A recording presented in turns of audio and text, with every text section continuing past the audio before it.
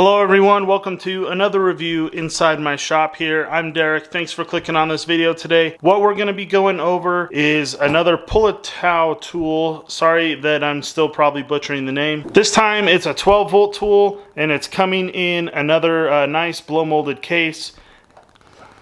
It's a 12 volt one-handed Sawzall. I had one of these in the M12 line from Milwaukee and I really enjoyed that, and it ended up breaking from my plumbing days. I think I ruined it with water damage, and it's a super handy little tool, and I'm excited to have another one here in my shop. I do have a few of the parts on the outside of the case. They fit fine in the case, but I actually pulled this thing out to start using it and realized I hadn't kind of done my initial discussion here on it. You're getting a 2.4 amp hour battery charger. It says that it'll charge these 12 volt batteries up in 1 hour, and then you're getting two batteries. There's one on the tool and then an extra, and these are 2 amp hour 12 volt batteries. So they give you 2 wooden blades and 2 metal blades. We're going to test the metal blades and the wood blades, but I've got a specific job that is way out of the realm of what this tool can really do that I'm going to use the metal blades for. I'm not expecting it to perform, but it's more of just how well does it perform on a job that's really not meant to do. So then the other thing here that's a little bit interesting and something you might not be used to seeing, I'm definitely not used to seeing it,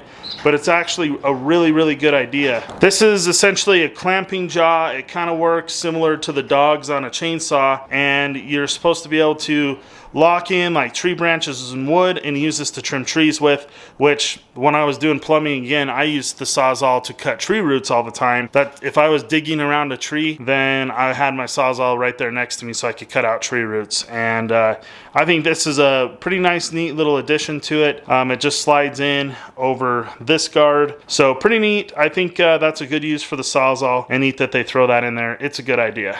So let's go over the tool itself. I would have to say that it's definitely a heavier tool. To interrupt myself real quick, this is not a brushless tool. This is a brushed tool. As far as I can tell, they don't advertise that it's brushless anywhere. So my assumption is that it is a brushed tool. It's definitely heavier than that Milwaukee I had. A little bit bigger, not quite as compact. But for what you get, you're spending a whole lot less on this than the one that I picked up from Milwaukee. There's a nice rubber grip down here, and then you have a safety switch. You have to push this in order to pull in the trigger. You got some rubber bumpers here on the end of this end of the tool, and then it comes up to plastic up here. Got a metal shaft, looks like it's got some lubrication on it, and then you just got the twist lock just like on the other Sawzalls. And then you also have your battery indicator here. Pretty nice that they include that. It's on the tool, not on the battery. And it looks like this tool doesn't have an LED light anywhere. So yeah, but pretty much we're at a point to where let's just get to using it, trying it out on a few things.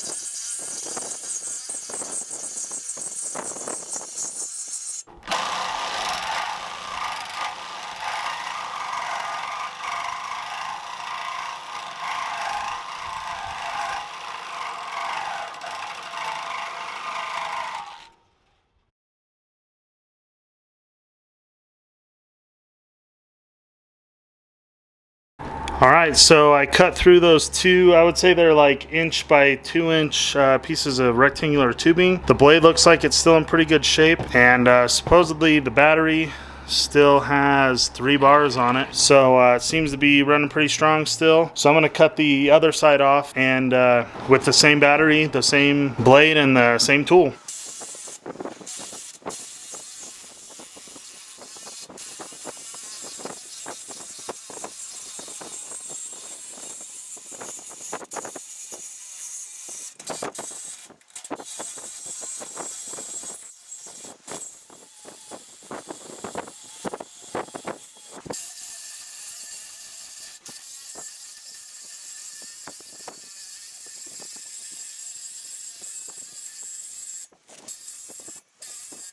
Well, I don't know if you can see it because it's so bright outside, but we're on the last bar and it's definitely starting to die. We made it through almost all 4 of these little braces here on the trailer fenders. I'm gonna change the battery out and finish it up. Got the jaws on there, and I'm gonna slide in a wood blade, and we're gonna trim some trees in this windy day I've got. It held up okay. I don't know if it held up as good as a Diablo or some of the Milwaukees I've used and stuff, but I think that it's all right. For included blade, that's probably where it's the most worn. For an included blade, it's actually pretty decent, I'd say.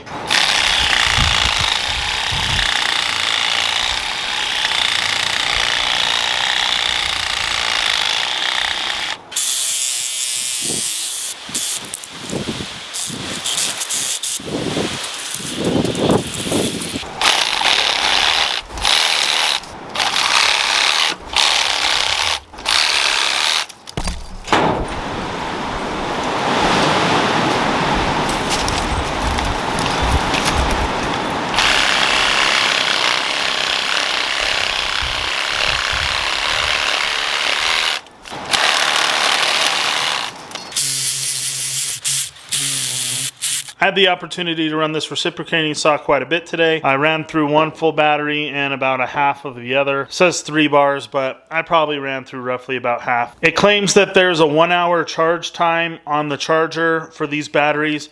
I think that's pretty close. I'd say it's right there around an hour, maybe a little bit longer, and then 25 minutes of runtime. I was really impressed with the runtime. That was, a pretty difficult job for it, especially when I was bending and twisting the blade, just making it do extra work.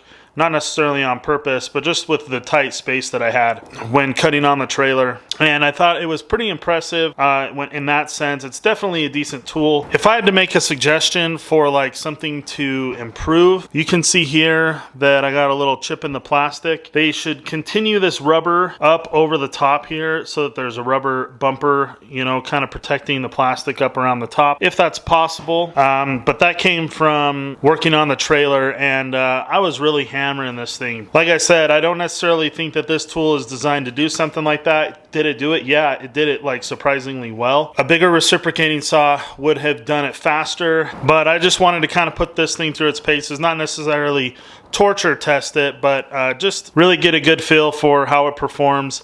And it performs about as I would expect for a brushed motor, 12 volt. One-hand reciprocating saw. You can really tell that the jaws bit into the bark pretty well, and I like that it flexed because I was able to get a bite on a really, I say big, it was just it was a smaller tree, but a decent sized piece of wood for a saw like this, because it flexes back like that and cut through the whole thing. I think that the jaws are a really interesting concept, and I like them.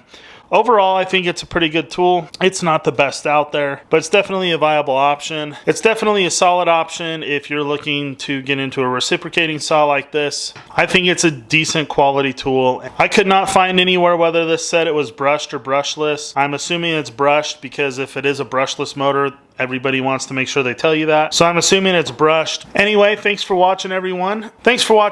If you want to pick this reciprocating saw up, go down to the link below. You can pick it up off of Amazon.